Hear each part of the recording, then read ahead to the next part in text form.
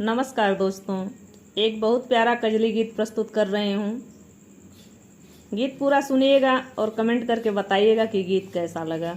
अगर मेरा गीत अच्छा लगे तो मेरे गीत को लाइक कीजिएगा, शेयर कीजिएगा और प्लीज़ दोस्तों मेरे चैनल को सब्सक्राइब ज़रूर कीजिएगा। अपना प्यार दुलार और आशीर्वाद दीजिएगा। एक पत्नी पेट से है, वह अपने पति से आम का अचार मांग रही है। कैसे मांग रही है, आइए सुनते हैं इस गीत के माध्यम से। मने करत बाटे खाए के हमार पिया आम के अचार पिया ना।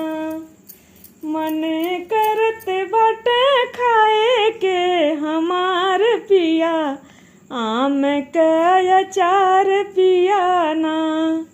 जौन कही लाल आव हमके ऐसे परखियाव, जवन कही लाल आव हमके ऐसन परखियाव, हमके ऐसन परखियाव, हमके ऐसन परखियाव, जवन कही लाल आव हमके ऐसन परखियाव। ना खियब ते चुआई लड़का लार पिया आम के अचार पिया ना। ना खियब ते चुआई लड़का लार पिया आम के अचार पिया ना। मने करत बाटे खाए के हमार पिया आम के अचार पिया ना। मने करत बाटे खाए के हमार पिया आम के अचार पिया ना। भैल दूर ले मजा हवा ऐसन कट करे जा, भैल दूर ले मजा हवा ऐसन कट करे जा, हवा ऐसन कट करे जा, हवा ऐसन कट करे जा। भैल दूर ले मजा हवा ऐसन कट करे जा। कहिलाया ने बदे कराई नकार पिया आम के अचार पिया ना। कहलिया ने बदे करलाई नकार पिया आम के अचार पिया ना। कहली आने बदे कैलाई नकार पिया आम के अचार पिया ना। मन करत बाट खाए के हमार पिया आम के अचार पिया ना।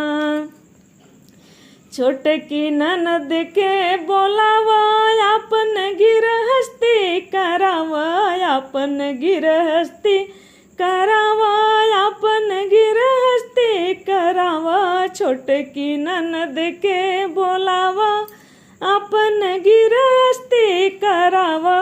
मोर उठल बैठल भैल बाया पार पिया आम के अचार पिया ना।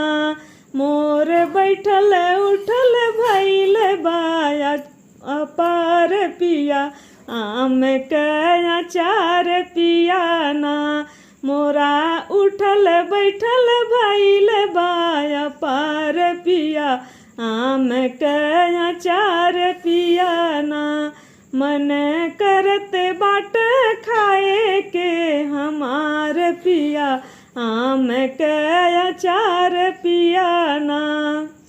दिन बाटे पूरा हार घूमे जाला छोड़ के घर, दिन बाटे पूरा हार घूमे जाला छोड़ के घर, घूमे जाला छोड़ के घर, घूमे जाला छोड़ के घर।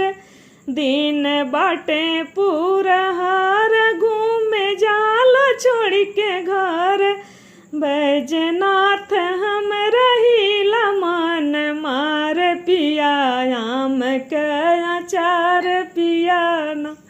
बैजनाथ हम रहीला मन मार पिया आम के अचार पियाना मन करत बाट खाए के हमार पिया। आम के अचार पियाना मन करत बाट खाए के हमार पिया। आम के अचार पिया, आम के अचार पिया, आम के अचार पियाना।